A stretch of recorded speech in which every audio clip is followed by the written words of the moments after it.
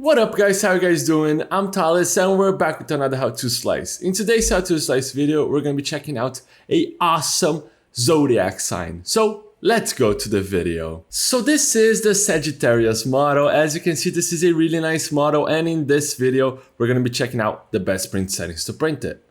So first off, right here in layer height, we're going to be printing this model at the standard 0.2 millimeters. This way, we're going to get a balance between time and quality of print. Feel free to reduce to 0.18 millimeters, but it's going to take more time. And as this is a really big model, we can be printing at 0.2 millimeters without, we are not going to be able to see those fine layers of print. Going over to vertical shells, we're going to be leaving at 3, just so we can get a really rigid model. And let's increase a little bit of this infill to 10% infill density with a gyroid infill pattern. Feel free to lower down this value if you may like to save a little bit of filament. Going over to skirt and brim, this model does not need any brim. As you can see, it's got a solid surface of contact to the build plate. But as for the arrow, if you have some bad adhesion issues, I do recommend always cleaning your build plate with some isopropylic alcohol or detergent, just to get a really clean surface to print on. Feel free to add any brim if you may like, or use other types of adhesion, such as glue stick or anything like that. If you want to add brim just to this model, I'm going to show you, but this is optional.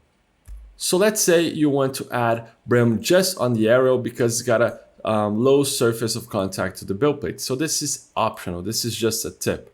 You can just right click on the arrow, add settings, go over to skirt and brim, brim type.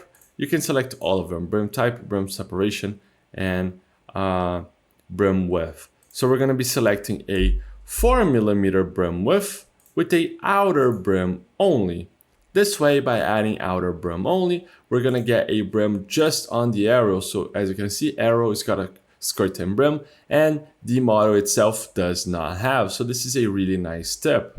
So let's go back to the print settings. So we have not added any brim on the whole project, just the arrow itself.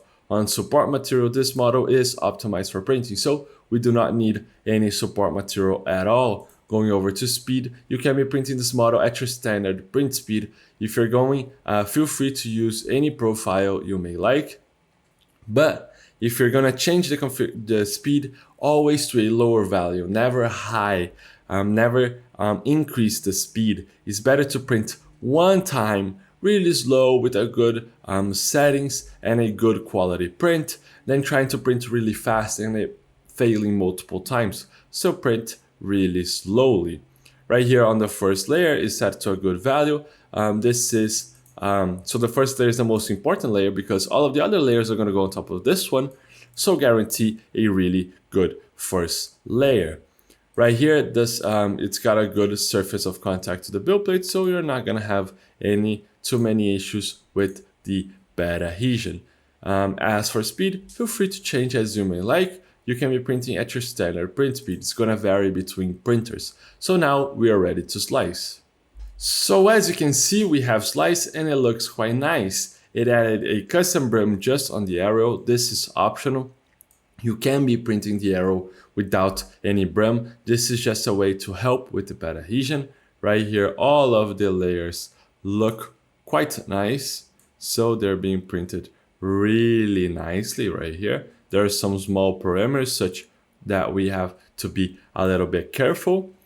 If we go over to speed, you'll see that it reduces the speed while printing small parameters. This is quite nice. You can be changing this value right here on the print settings. So small parameters you can be reducing, but we do not need to change any of these values. So right here, as you have sliced, as you can see, if we go down the layers, this is the exact 102 layers. So if we go over, as you can see, this is a gap. This is where you can insert your magnet. So we have to do a pause to insert the magnet. So it's gonna print until here. It's gonna stop. We gotta make sure it stops so you can insert the magnet. Then it's gonna close up with the magnet inside the model. To do that, we just find the last layer, which is this one, select right here. So this is a pause. This is actually a color change on Prusa, but on Bamboo Slicer, it is a pause. It's the same thing.